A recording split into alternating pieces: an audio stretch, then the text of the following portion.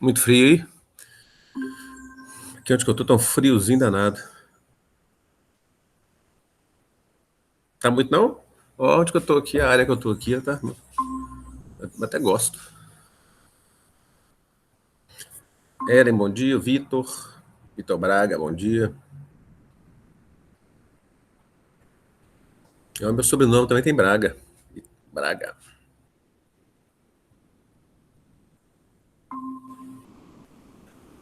Ana Alves, bom dia.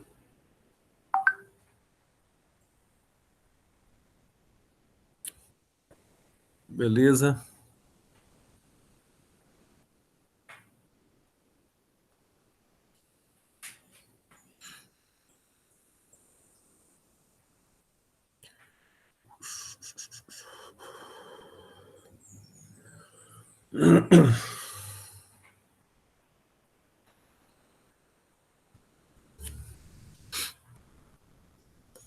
Bom dia, pessoal que tá entrando. Ludmila, Christian, Gabriele, Ana Gonçalves, Rafaela,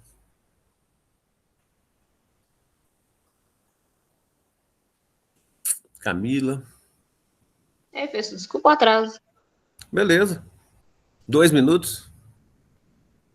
Se todo atraso fosse 2 minutos, tá bom. Caio.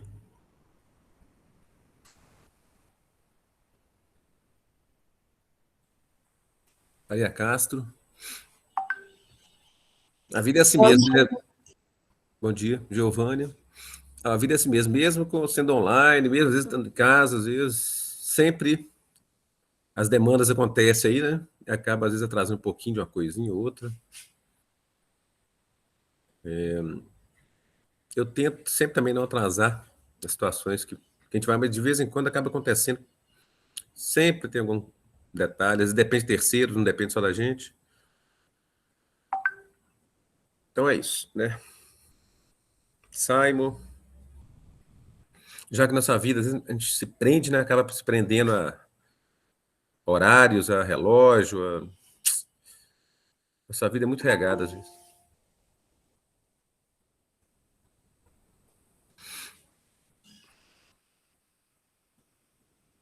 Bom dia aí, Carolyn. Ice Light loucura. É o Ravi.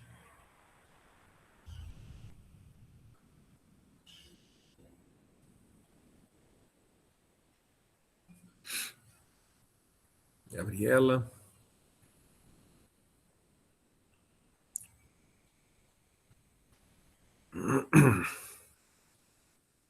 Gabriel Pereira. O tempo tá passando rápido aí, nós já estamos praticamente quase final de agosto. Tá voando, quase fim do ano, a gente tá batendo na porta. E é isso aí. Bruno.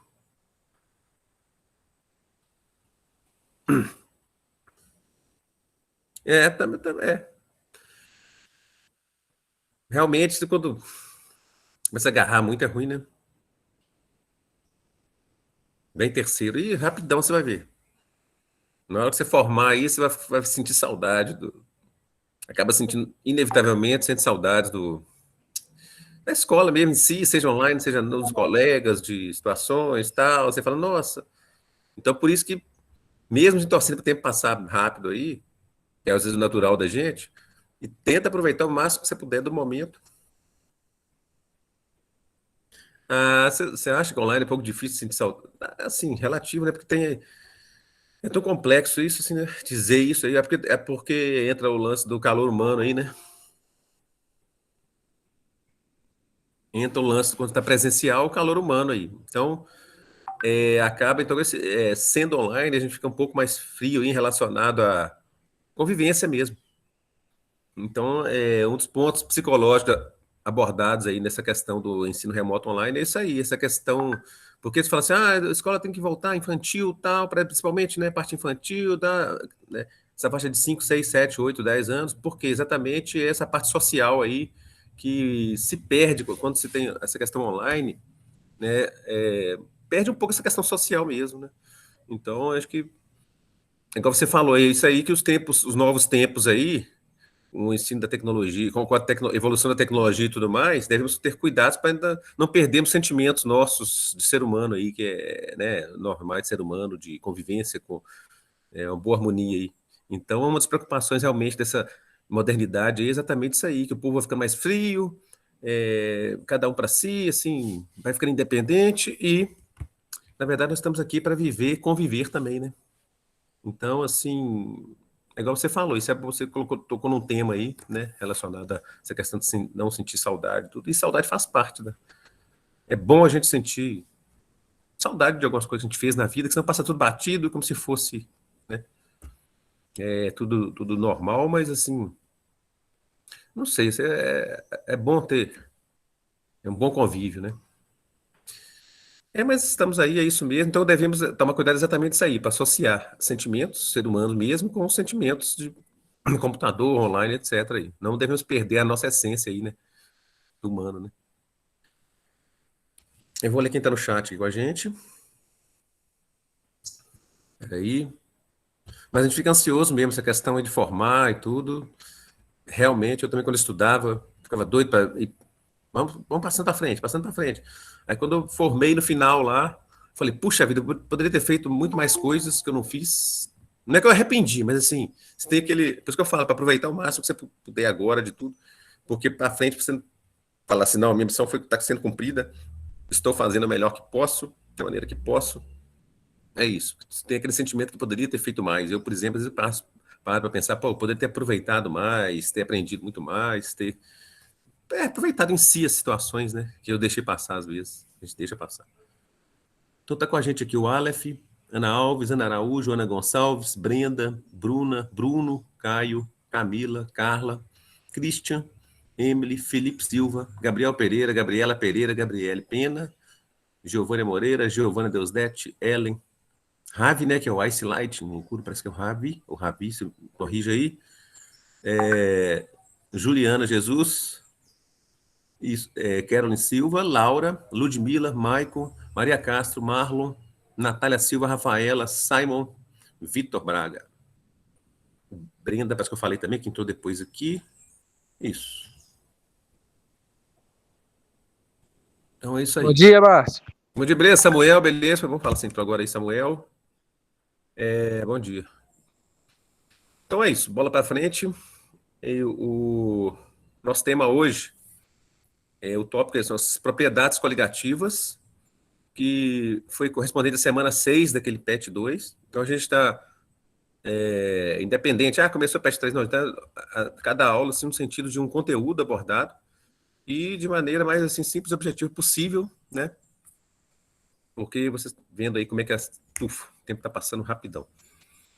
Então é isso. O tema vai ser abordado hoje são as propriedades coligativas, que foi correspondente àquela semana 6 do PET 2 aí, que faltou corrigir e não vai passar batido, porque também é um tema super importante aí da área da ciência. Então, e por que o estudo das propriedades coligativas? É um tema, assim, envolvente no nosso cotidiano, talvez a gente não sabe, a propriedade coligativa, o que é isso? Mas aí vocês vão ver que todo mundo já passou por isso, assim, com situação relacionada na cozinha mesmo, em casa mesmo, principalmente né, nessa parte. E vocês vão ver aí os tipos aí, que eles já viram, né? Mas nós vamos explanar aqui também, dando essa continuação aí. Então, volto a dizer, propriedades coligativas, porque é importante o estudo, porque está no nosso cotidiano também aí. Então, vou compartilhar uma tela aqui, peraí.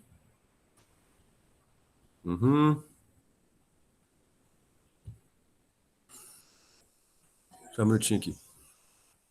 Quanto aquela atividades que estão valendo como atividades complementares na plataforma Kahoot, pretendo aí, vamos supor, a cada tema que a gente for passando, principalmente a partir do PET 3 aí, a gente faz no final aquele joguinho lá, quem quiser participar, participa, quem não quiser, participa pelo chat ou pelo menos acompanha. De forma que a gente vai fazer tipo um ranking até o final do ano aí, e no final do ano a gente dá uma premiação aí, a gente olha todos os participantes e, na medida do possível, não sei se é questão de presencial ou não aí, mas voltando ou não, a gente dá uma premiação, né? Para quem participou e tudo mais, aí o prêmio a vir depois, né? Certo? O importante é a participação e aqui não tem erro, não tem perda. tudo que assim, é realizado é válido e no sentido positivo. Não há, quando você vai para a escola, não há perda. Você está sempre aprendendo algo diferente, né? Peraí. Tem que olhar aqui, tem hora que é fácil colocar, tem hora que não. Agora eu acho que sim.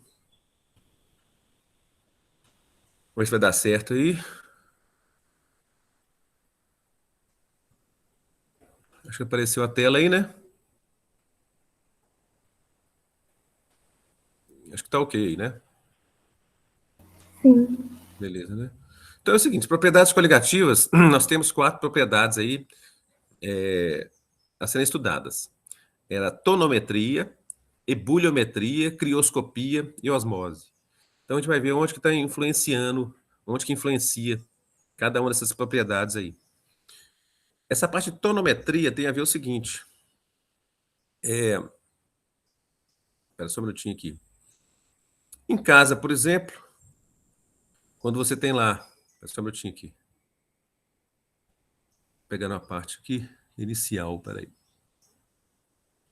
Aqui, ó. Vamos supor lá na. Você tem água pura para poder ferver.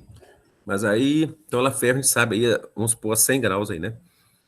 E se você tiver mais algum ingrediente, sal, açúcar, quanto mais ingredientes você vai colocando, mais difícil vai ser para evaporar. Então, no caso dessa tonoscopia, tonometria, tem a ver com pressão. A palavra tono aí, toda vez que você vê falar de tono na ciência aí, tem a ver com pressão. Então, tem um exame até para calcular pressão ocular também. Às vezes tem pessoas que precisam para analisar a pressão do globo ocular, ela é chamada também de tonometria, né? Então, quando lembra aí da palavra tono, tem a ver com pressão.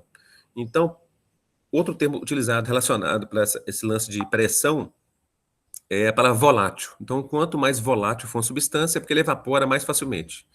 Então, o álcool ele é muito volátil, a acetona é muito volátil, o éter é muito volátil, porque evapora facilmente. Então, quanto mais evapora mais facilmente, mais volátil é. Então, lembra da palavra volatilidade aí, tá? Às vezes aparece. Então, mais volátil porque evapora mais fácil, né? Então, esse lance da tonometria analisa exatamente essa questão da pressão de vapor de cada substância. Então, quando a substância é mais volátil, é porque ela tem maior pressão de vapor, certo? Então, se tiver água e água com sal, a água vai ser mais volátil. E devido ao sal presente, então vai demorar mais para evaporar. Então é isso. Ludmila?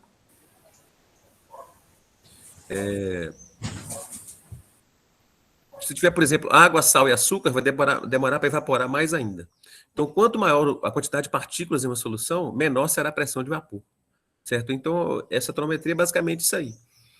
É questão de evaporar mais fácil ou não, né? Então, igual eu volto a dizer, a água evapora numa situação. Se tiver água e sal, vai demorar mais para evaporar. Se tiver água, sal e açúcar, vai demorar para evaporar mais ainda. Então, é isso aí que é a tonometria, né? E essas propriedades coligativas, uma grande macete dela é o número de partículas dissociadas na solução. Quanto maior o número de partículas, a gente vai ver que é o que vai influenciar para cada propriedade dessa aí, nada mais do que isso, né? Então, quando fala tono, tem a ver com pressão de vapor, certo? Quanto mais fácil para evaporar, maior a pressão de vapor. Quanto mais partículas dissociadas na solução, mais dificulta, né? Vai dificultando mais para evaporar, claro, né? E então é a tonoscopia, né? Ou fala às vezes tonoscopia ou tonometria. Só um minutinho aqui, deixa eu ver o que é mais de importante. Então, pressão de vapor, quanto maior a pressão de vapor de um composto, maior a sua volatilidade, né? Então, você vê aí o álcool 70, o álcool 90. Qual é o mais volátil? O álcool 70, por exemplo, né? Não, o álcool 90 é mais volátil. Tanto que nessa questão do coronavírus aí, não serve qualquer tipo de álcool, não. Tem que ser. Então aí não pode ser álcool 90, então aí álcool 70. Por quê? Porque né, ele demora mais para evaporar, né? Então, quanto maior a pressão de vapor, mais volátil é. As substâncias mais comuns a saber, assim, dessa questão do nosso cotidiano é álcool, éter, acetona, água, praticamente, os mais falados, assim, dessa questão de evaporação aí, o que evapora mais rápido ou não, né? Vou ver mais outro detalhe aqui, é importante saber dessa pressão de vapor. Então, essa parte da tonometria, ela é estudada porque ela ajuda a explicar na questão sobre a volatilidade das substâncias, a gente comentou agora, para identificar se um solvente é puro ou em soluções, ou solução, por exemplo, em laboratório, de acordo com a pressão de vapor, né? A importância da pressão, por exemplo, no desempenho de um aerosol fabricado, se ele age mais rápido ou demora mais para agir, de acordo com a volatilidade dele, das substâncias envolvidas nele, certo? Então, é uma das funções dessa tonometria aí. Deixa eu ver se tem mais algum detalhe a falar isso aí. Tem o lance da panela de pressão, isso aí é só um detalhezinho, depois a gente vai comentar aqui. Então, o chamado efeito tonoscópico aí, uma toalha úmida com água do mar, por exemplo, demora mais para secar do que a água da torneira, porque o sal, né, baixa a pressão do vapor e diminui a volatilidade. Aquilo que a gente falou, água pura evapora numa pressão, água com sal demora mais ainda, né, para evaporar. Nesse sentido aí. Esse gráfico aqui é famoso, caiu até num concurso que a gente fez aí, para o professor também, perguntando qual a sequência de maior pressão de vapor aí, né? Então, depois, mais para frente, eu vou passar tem as temperaturas aí do éter, álcool e água, sobre evaporação, né? O éter, ele evapora bem mais facilmente, 34 graus, parece que o éter evapora. E até para quem não sabe, aquele cheiro de hospital, quando você entra no hospital, tem aquele cheiro, assim, diferente, um anestésico, né? Aquele cheiro, assim, você vê que é um tipo de medicamento, é o éter, né? Ele evapora 34 graus aproximadamente, o álcool a 78 graus, em média, e a água a 100 graus, né? Então, só alguns exemplos principais de algumas substâncias do nosso cotidiano dessa questão de evaporação aí. Tem uma tabela para isso, não precisa decorar nada. Aí, tá aqui, uma tabelinha aí, só por curiosidade mesmo. O éter, ele evapora aproximadamente aí a 34 graus, a acetona, 56 graus, o famoso álcool 70, né? 70 graus aproximadamente, e a água 100 graus. Então, isso aí é só uma tabelinha. E é bom pelo menos saber desses principais compostos aí, porque eu já vi em cobranças de concurso, Enem, etc. aí, quando se trata de pressão de vapor, comenta desse aí. Éter, acetona, álcool, água, né? É saber que o éter é muito volátil, evapora muito fácil, acetona também, o álcool também, certo aí? Então, por isso que tinha essa polêmica aí, álcool 70, álcool 90 para o corona, né? Deixa eu ver mais algum detalhe aqui. Então, pressão de vapor relacionada a isso aí, né? Então, é a chamada tonometria. A outra propriedade coligativa é a ebulioscopia, que é quase a mesma coisa, porém, relaciona, em vez de pressão, como o nome fala, ebulição, vai relacionar aí a temperatura de ebulição. Mas é o mesmo esquema. A água, ela evapora a quantos graus? Ela ebule, né, ebulição a quantos graus? 100. Se tiver água e sal, vai demorar mais, vai aumentar a temperatura de ebulição. Quanto mais ingredientes você vai colocando, vai aumentando a temperatura de ebulição. Talvez você já fizeram isso em casa aí, às vezes está fervendo a água, aí de repente a pessoa coloca um açúcar, quando vai fazer o café, né? Coloca um açúcar lá, por exemplo, lá nessa água aí. O que acontece? Para de ferver. Então é isso aí. Por quê? Porque só água pura, ela já tá suficiente para ebulição. Se você colocar alguma coisa, igual colocar açúcar, esse ponto de ebulição vai aumentar mais ainda.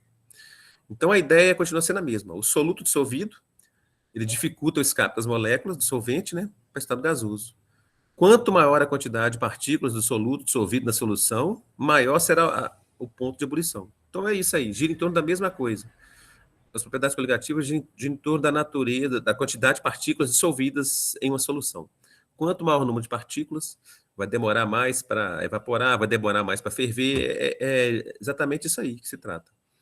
E uma das situações mais comuns na cozinha é isso aí. Às vezes uma coisa está fervendo, você fala assim, não, tem que colocar alguma coisa para parar de ferver lá. Aí você coloca o ingrediente, aí para de ferver. É isso.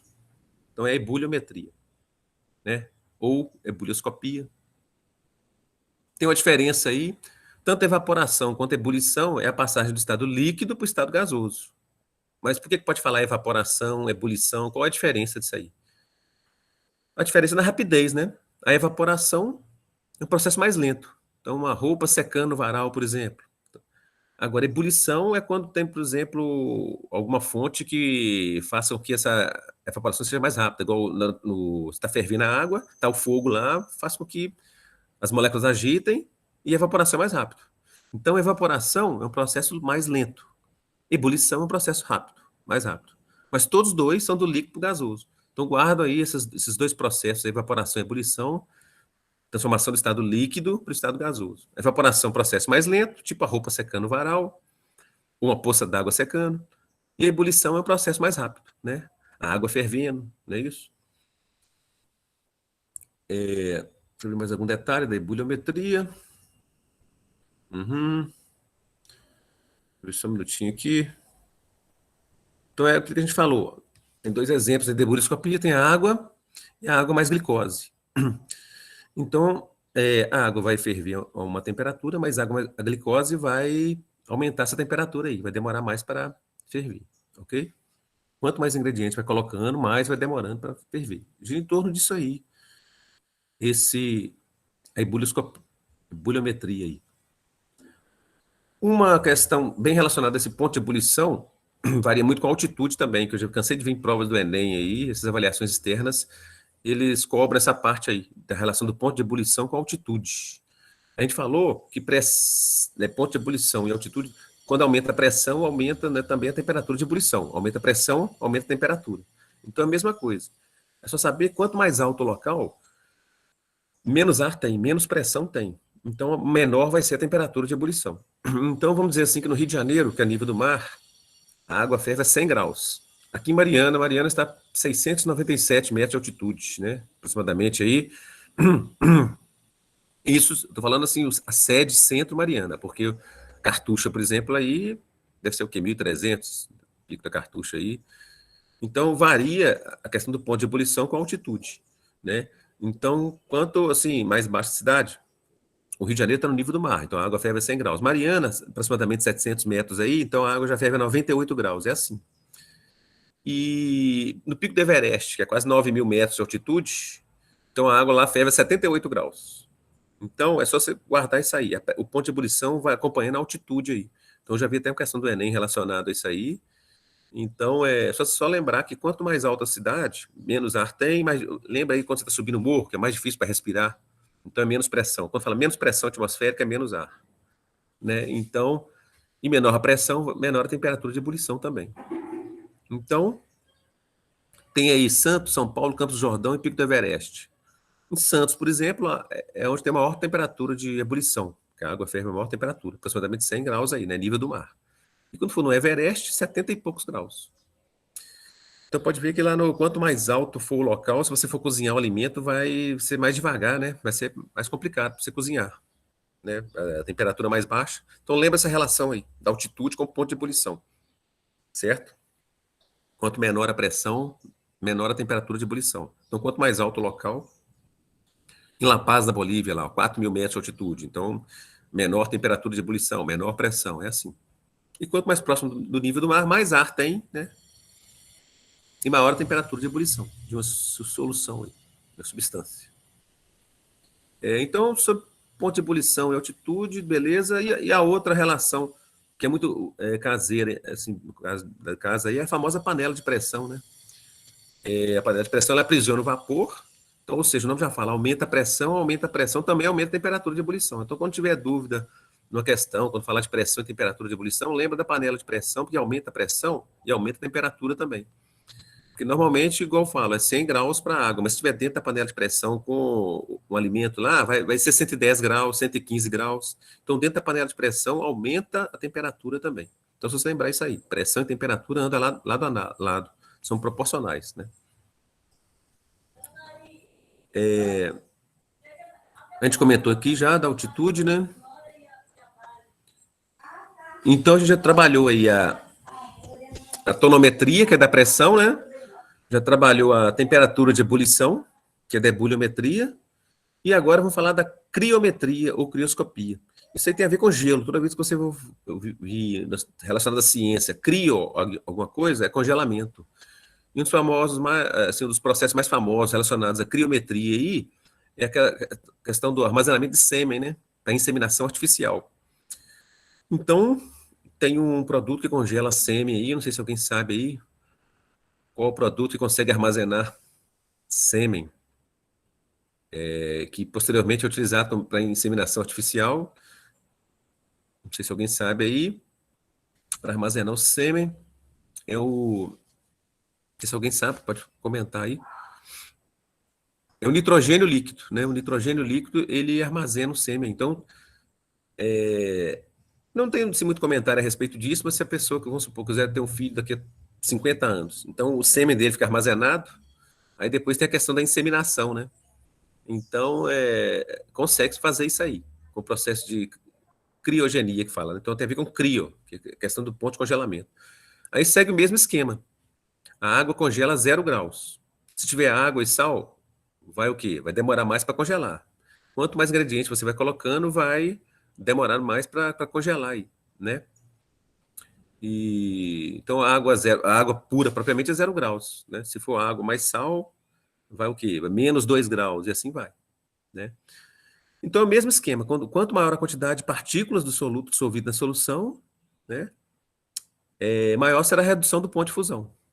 Então, só você lembrar isso aí. Só água, congela 0, mas água mais uma coisa vai demorar mais para congelar. Aí, esses processos são muito utilizados, por exemplo, tem os países muito frios, o que acontece?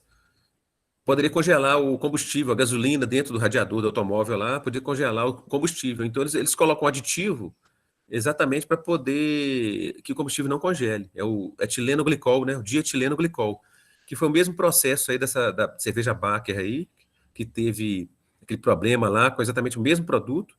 Esse produto serve para que não deixe o produto, o combustível congelar. Mas ele também é utilizado em várias indústrias aí, como foi utilizado na fabricação da cerveja lá. Porém, houve algum vacilo lá, houve alguma situação que acabou que esse produto aí invadiu a cerveja lá, aí assim, e acabou que teve o desfecho que vocês viram aí relacionado à cervejaria Baker aí. Então, mas encaixou exatamente no processo da criometria, o erro deles lá, né? A ideia deles talvez seja adicionar esse produto, eu não sei se intencionalmente ou não, e também não sabendo se era letal ou não, justamente para a cerveja não congelar, algo assim.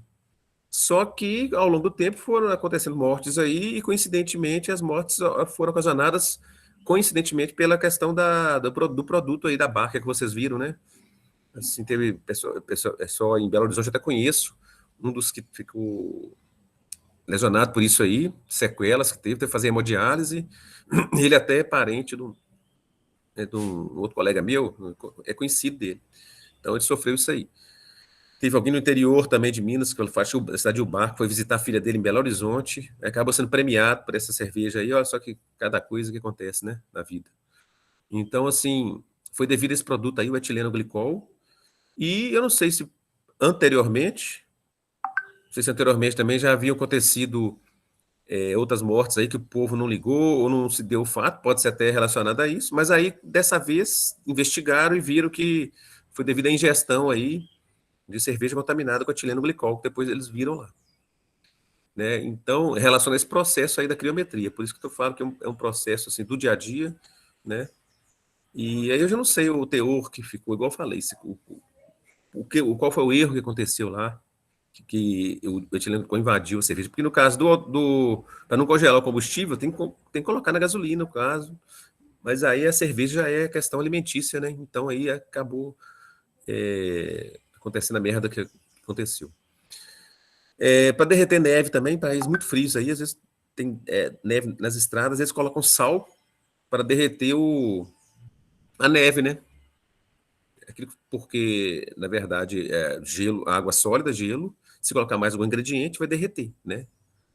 Então é isso, sal nas estradas, e tem também nos radiadores dos automóveis, eu comentei aqui. Então, um grande produto utilizado é o dietileno glicol, né? E tem um processo também utilizado para armazenamento, bebida também, para gelar bebida mais facilmente. Espera só um minutinho que vou ler essa parte aqui.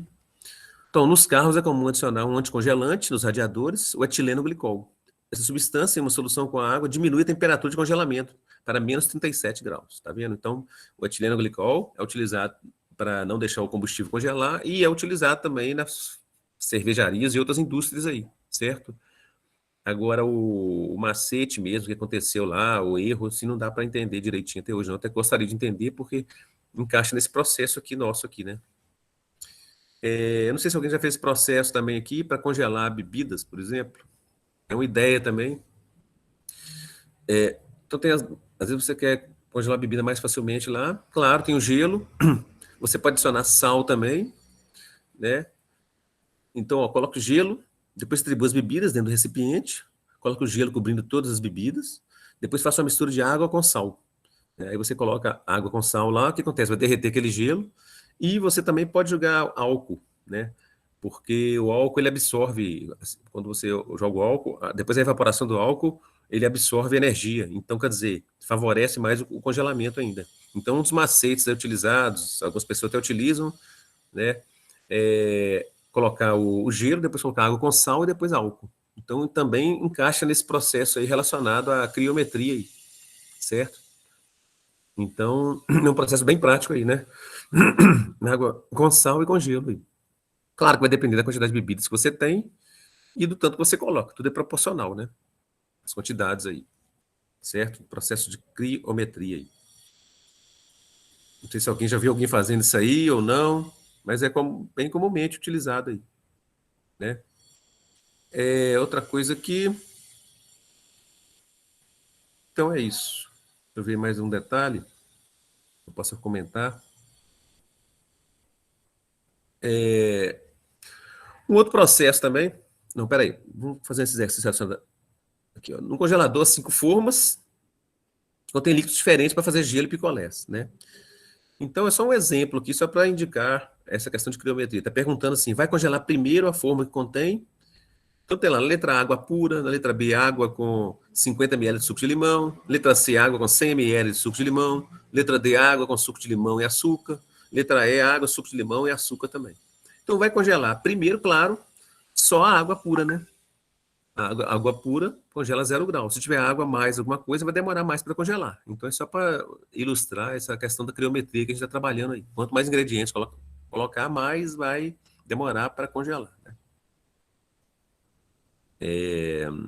Então é isso aí. Então essas questões são bem práticas. Às vezes a gente vem com curso por aí afora. É só esse entendimento aí, né, de onde é utilizado o processo, né? Então a adição de aditivos em refrigeradores das sorveterias aumenta em proporção ao resfriamento da matéria-prima. Tem a ver com crioscopia. Quando fala criometria ou crioscopia, tem a ver com essa parte de congelamento aí. Certo? Isso. Então, a gente comentou das propriedades. Tonometria, que tem a ver com pressão de vapor. A ebuliometria, que tem a ver com aumento da temperatura de ebulição. A criometria, que tem a ver com congelamento. E tem uma outra também a ser considerada, o PET, a semana, lá, os exercícios, atividades do PET não abordou propriamente, mas é a osmose. Vocês já ouviram falar da osmose aí?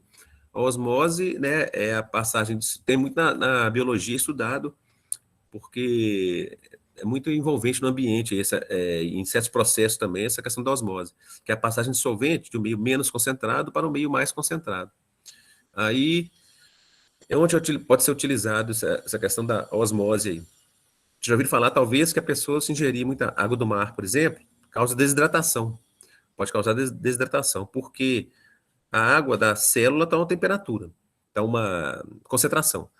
A água do mar, como tem água e vários sais, está uma concentração maior ainda. Então, quando você ingere a água do mar, por osmose, a água, no caso, o solvente da célula, ele passa para fora dela, né? Então, desidratando, né? Como se murchasse a célula aí. Por quê? Passou de um meio menos concentrado, que é a célula, para um meio mais concentrado, que é a água do mar que você ingere, né? Outro processo super utilizado aí, às vezes não utiliza, todo mundo sabe que tem que fazer, mas aí de onde vem a ideia do porquê? É de quando você vai temperar uma carne, por exemplo, salgar uma carne, né? Qual é o objetivo que o pessoal fala, que tempera e salga aí? Claro, para ficar mais saboroso, mas não só isso também, às vezes. Essa questão de salgamento aí é para evitar que a carne estrague também, que é outro detalhe aí. Além da questão do sabor e tudo mais, que foi incluído, né, incutido na cultura nossa aí, tem a questão também de proteção para ela não estragar. Por isso que salga. Por quê? Porque quando você salga a carne, ela fica numa concentração diferente, fora da célula da carne. Aí, por osmose, a água da célula da carne sai, né, devido ao sal, né, estar mais concentrado fora dela. Daí, saindo a água da carne, não prolifera os micro-organismos aí, né? As bactérias, etc. Aí. Então, não deixa proliferar os organismos devido por osmose também. Quando você tempera a salada também, tende a murchar, né, o alface ou o que for, devido também à questão da osmose. Então, a osmose também é uma propriedade coligativa a saber, né? É só você lembrar aí os exemplos de osmose, de salgamento da carne, para não estragar, né? Tem essa questão da desidratação, quando você ingere algo do mar. As plantas também, através de seiva e tal, elas absorvem essa seiva aí, questão de osmose também, relacionada à osmose, o efeito está envolvendo as plantas também. Então é isso aí. Então são 4 propriedades coligativas principais, né? A da pressão de vapor, que é a tonometria, a ebuliometria, né? A criometria e a osmose, são os 4 principais tipos aí. Mas tudo gera em torno da quantidade de partículas adicionadas, porque quando adicionar... Ah, isso, Júlia, faz sentido? Bem lembrado aí que às vezes tem no dia a dia nosso, às vezes a gente fala assim, você vai aprender por osmose. É porque é tipo assim, igual, vamos supor, qualquer tipo de situação na vida aí, às vezes vamos supor uma música ruim ou não, ou às vezes você não gosta da música, mas você passa no lugar, você está ouvindo. Aí você passa no outro, está ouvindo também. Ou senão você está sempre acompanhando algum evento, alguma situação, e naturalmente você assimila aquilo e absorve aquilo. Então, eu tenho certeza que às vezes muitas coisas aí, né, na vida da gente, a gente acaba sabendo, mas assim, não porque concentrou totalmente, não porque queria totalmente, é porque você ouvia aquilo ali e tal, e aí vai aprender por osmose. Até assim, essa questão da. Então, por osmose é isso, tenho certeza, não sei se é o caso seu também aí, às vezes, vamos supor, música principalmente, às vezes a pessoa até critica, nossa, que música ruim aquela, olha que música feia aquela, mas sabe a letra inteirinha. Por quê? Porque você passava no lugar, ouvia, você passava no outro, ouvia, passava em situação, ouvia. Ou outras situações também que a gente sempre passa e vai ouvindo, ouvindo, ouvindo. Até essa questão nossa aí, por exemplo, da fala, por exemplo, do português, por exemplo. Por que o criado no Brasil, a língua é portuguesa, nativa, então a gente, na hora que a gente mais espera, já está sabendo português. Porque, tipo, por osmose. Porque o pai fala, a mãe fala, vai falando. Se a gente conviver, por exemplo, com um casal inglês, por exemplo, a vida toda, desde criancinha, naturalmente o inglês a gente ia absorvendo e assimilando. Então é como se fosse por osmose, é isso aí. Quando fala que está aprendendo por osmose, é nesse sentido aí de você estar perto e ouvindo a coisa. Você vai. Aí serve para qualquer sentido da vida também, né? Às vezes está no lugar, às vezes você nem gosta muitas vezes de fofoca ou que tal, mas aí você está sentado no lugar, tem 2 pessoas conversando, aí você acaba ouvindo e que as pessoas falaram e guardou. Então, isso aí foi como se fosse por osmose também que você pegou. Você não queria tal, totalmente. Então, é nesse sentido aí. Então, quando fala por osmose, porque é um processo assim natural, né? De acontecimento das coisas. Né? Por exemplo, igual a questão da água do mar quando você assimila no organismo. É porque a célula queria tirar água? Não, porque naturalmente tem essa questão aí de troca de solvente de um meio que está menos concentrado para um meio mais concentrado. Quer dizer, é um processo espontâneo natural. É um processo assim, natural de acontecimento mesmo. Entendeu? Então girou, não sei se deu para entender aí, mas faz sentido aí. A analogia que você comentou, bem lembrado. Aprender por osmose, a gente fala muito nisso aí. Por osmose, é isso. Certo? Não sei se você. Porque qual situação, mais ou menos, que você já ouviu, onde você ouviu assim, alguém comentou sobre negócio de osmose? Aprender por osmose, em algum lugar. Mas.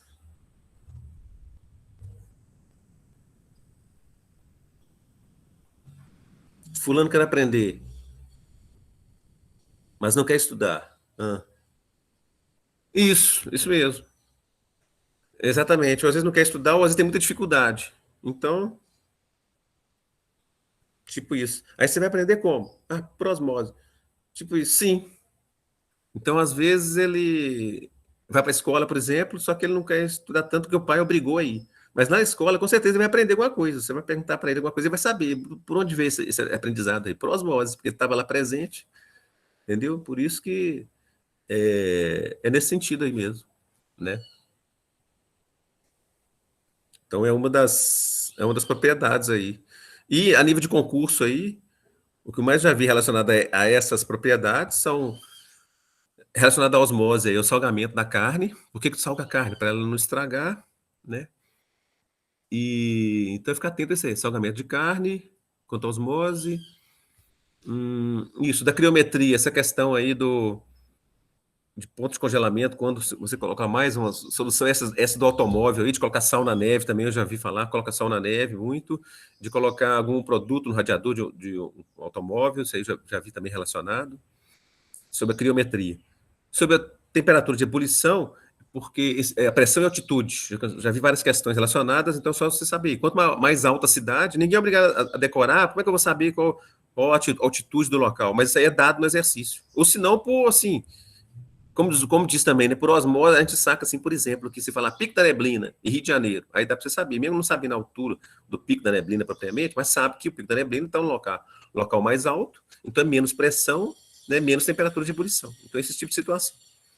Então, a questão da pressão e altitude, já vi muito também, né?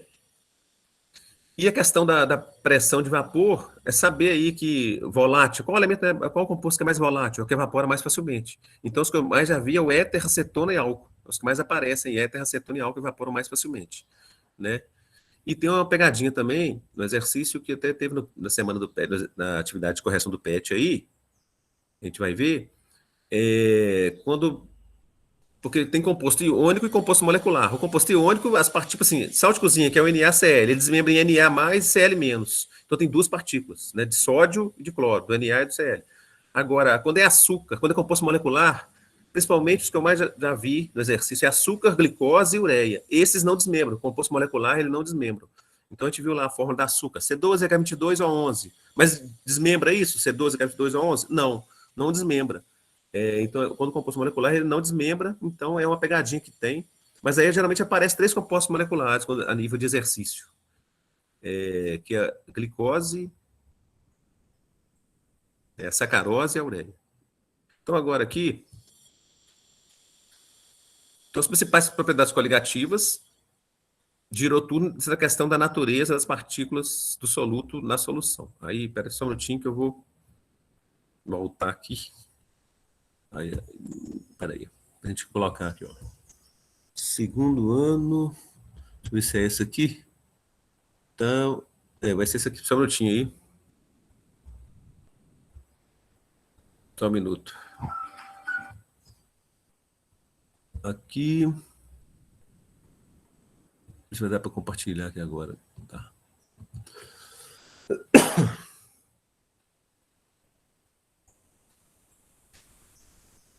Então, aí, a gente partiu aqui para as atividades do PET aí. Então, igual eu volto a dizer, na solução é o número de partículas dissolvidas. Mas quando for, o macete aí, quando for sacarose, que é açúcar comum aí de casa, que é C12H22O11, ou a glicose, que é C6H12O6, né? Quando fala de glicose, sacarose e ureia, eles não desmembram. O composto molecular, eles não desmembra. Então, a fórmula pode ser grande, ó, C12H22O11 na fórmula de casa, mas não desmembra C12, nem H22, nem O11. Então, é como se fosse um composto inteiro, como se fosse uma partícula só. Então, é um macete que eu já vi também, perguntando qual composto tem maior pressão de vapor ou tem maior temperatura de ebulição, uma coisa assim. Então, o composto molecular, ele dissolve só em uma partícula. Então, é só lembrar disso aí. É um macete que tem quando aparecer sacarose, glicose e ureia, considera uma partícula só, que é um composto molecular. Né? O composto molecular é composto covalente.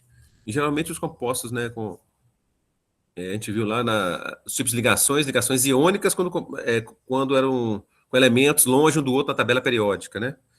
E quando é ligação molecular covalente, quando elementos próximos na tabela periódica. E com exceção do hidrogênio, né? O hidrogênio ele pode reagir com um composto, com um elemento longe, que ele é considerado como molecular, na grande maioria das vezes aí. Igual carbono, hidrogênio e oxigênio, que é a sacarose, a glicose. Toda vez que vier carbono, hidrogênio, saiba que ele não desmembra, certo? E o composto iônico é quando, né, compostos iônicos na tabela periódica, todo tipo de situação que envolve, vamos supor, a ciência química, tem que ter a tabela periódica para você olhar. Quando é elemento longe um do outro, sempre forma um composto iônico. Igual está lá o NaCl, o Na está na família 1 da tabela, o cloro está na família 7. Eles estão bem distantes, então é um composto iônico. Aí vai desmembrar as duas partes, Na e Cl. É assim. Né? Então, a natureza dos solutos que a gente viu aqui. Então, foi uma explanada geral sobre essas propriedades aí. Outros detalhezinhos a saber, aparelhos para medir pressão, não sei se alguém conhece aí, eu conheço 3 tipos de aparelhos para medir pressão, se alguém conhece aí, como é que chama o aparelho para medir? Alguém sabe aí, quer falar? Existe se alguém sabe aí, existe o manômetro, barômetro, e tem um que o médico usa aí, geralmente usa para pressão arterial, ele tem até um nome muito estranho, diferente aí. Alguém, não sei se está por dentro aí, aparelho para medir pressão arterial, por exemplo. Esfigmomanômetro, algo assim, né? Então, é só saber, então, quando relaciona pressão, tem o manômetro, barômetro e esse esfigmomanômetro aí, que é para a pressão arterial. E os mais utilizados industrialmente é o manômetro e barômetro, certo? O barômetro aí tem a ver com a unidade de pressão bar, milibares, é utilizado principalmente na aeronáutica aí, a pressão lá dentro do helicóptero, então é dada em bar, milibares, algo assim, né? Das aeronaves, bar e milibar, geralmente a pressão indicada. Então, só para saber detalhes aí de tipos de grandeza, né, utilizadas para pressão, por exemplo, as mais utilizadas é atmosfera, milímetro de mercúrio, bar, milibar e pascal também, né? Mas a atmosfera é a mais utilizada aí, pressão atmosférica. Lembra da pressão atmosférica aí, né? Deixa eu ver mais algum detalhe aqui. Então, baixamento. Deixa eu ver se vai dar tempo de a gente corrigir agora aqui. Então, essa primeira questão da atividade aí. Então, viram que as propriedades dependem da quantidade de soluto envolvida, né? Então, quanto maior o soluto envolvido, vai ser menor a pressão de vapor, né? Quanto maior o soluto envolvido, vai aumentar a temperatura de ebulição, porque vai demorar mais para ferver. Quanto maior o número de soluto, vai demorar mais para congelar, então abaixa o ponto de fusão. Esses detalhezinhos aí, né? E a osmose que teve também, que a gente pode considerar também como uma propriedade coligativa aí. Na atividade 1, então, explica com suas palavras qual das soluções listadas apresenta maior pressão de vapor, com a mesma temperatura. Então, esse aí foi da primeira atividade da semana 6 aí do PET. Aí, todo exercício que você for fazer, seja de qualquer disciplina, separar as palavras principais do enunciado para saber qual a arma que vai atacar, né? Então, aí falou de apresenta maior pressão de vapor. Então, maior pressão para saber qual que tem maior ou menor pressão de vapor, vai depender da quantidade de soluto diluída lá, né? Quanto mais concentrado, mais difícil. Então, a gente viu aí que tem solução aquosa 0,01 mol por litro de hidróxido de potássio, o 2, solução aquosa 0,01 mol por litro de cloreto de cálcio, e solução aquosa 0,1 mol por litro de sacarose. Então, é pelos valores aí, ó. Tem 0,01 e 0,1. 0,1 é maior do que o, né, 0,1 é maior que 0,01. Portanto, vai ter o quê? Menor pressão de vapor. Então, no caso da sacarose aí, é menor pressão de vapor. Só que o exercício está pedindo maior. Então, maior vai ser decidido, né, entre o 0,01 de hidróxido de potássio e 0,01 de cloreto de cálcio. Está empate aí. O desempate vai exatamente saber o número de partículas dissolvidas. Aí, no caso, era uma forma de pesquisa aí, fonte para saber qual a forma do hidróxido de potássio e do cloreto de cálcio, né? Para saber qual que tem o maior e menor número de partículas para a gente resolver aí. Então, é um macete aí saber, então, nesse exercício aí apareceu a sacarose. Então, quando aparecer sacarose, glicose e ureia, eles consideram uma partícula só. Então, guarda aí. Geralmente é sacarose, glicose e ureia, os compostos que aparecem, que são moleculares. Então, não dissolve, eles não dissociam. Não só para não tomar tempo seu. E por fonte de pesquisa, então, vocês pesquisaram aí, né? E hidróxido de potássio, hidróxido é base, né? Geralmente, toda vez que fala de hidróxido, termina com OH, que é base. E potássio é K na tabela periódica. Então, a fórmula de hidróxido de potássio é KOH. Então, toda vez que terminar com OH, é uma base e ganha o nome de hidróxido de alguma coisa, né? Então, como é hidróxido de potássio, potássio é K, por isso ficou KOH. Então, terminou com OH, é base, certo? Depois, o cloreto de cálcio, a fórmula do cloreto de cálcio é CaCl2, né? CaCl2. E da sacarose, que é açúcar comum, é C12H22O11. Então, apareceu sacarose, glicose e ureia, é uma partícula só, consideram uma partícula, né? E Só que é 0,1 mol, né? A concentração está bem mais alta, então vai demorar mais para vai ser o quê? Menor pressão de vapor. Por desempate aí, K ou H, como são os dois compostos iônicos aí, o K tá na família 1A da tabela, o oxigênio está na 6A, então é um composto iônico, então vai dissociar em K e OH menos, né? Sempre quando tiver OH, vai ser junto, né? Caracteriza a base aí. Então ficou 0,02 daí, né? Isso, beleza, Ana, 11,10. Então amanhã a gente continua aí. E o cloreto de cálcio são 3, porque é um cálcio e 2 cloros, né? Então, quanto menor o número de partículas, mais fácil a vaporização, maior a pressão de vapor. Então, pode ver que o KOH tem 2 partículas aí, o cloreto de cálcio tem 3 partículas. Então, e a sacarose e a glicose não considera. Então, o que tem menor número de partículas aí vai ser o quê? O KOH, né? Então, tendo menor número de partículas, maior a pressão de vapor aí. Então, por isso que ficou o KOH aí, né? Aqui, ó. Então, como hidróxido de potássio tem 2 partículas, KOH. O CaCl2 tem 3 partículas, um cálcio e 2 cloros, né? E C2H22O11 não conta. Então, KOH, por ter menor partículas, vai ter maior pressão de vapor aí. Beleza? Então, por isso aí, menor pressão de vapor, KOH, hidróxido de potássio. Então, fica com Deus aí, são 11h11, né? Amanhã a gente continua aí, as devidas correções. Obrigado aí pela participação e amanhã nós voltamos aí para acabar as correções dessa semana aí, 6 do PET 2. Muito obrigado aí, gente. Bom dia para vocês aí. Fique com Deus aí. Aí até amanhã, se Deus quiser, ok? Valeu, professor, ok? Falou, sai.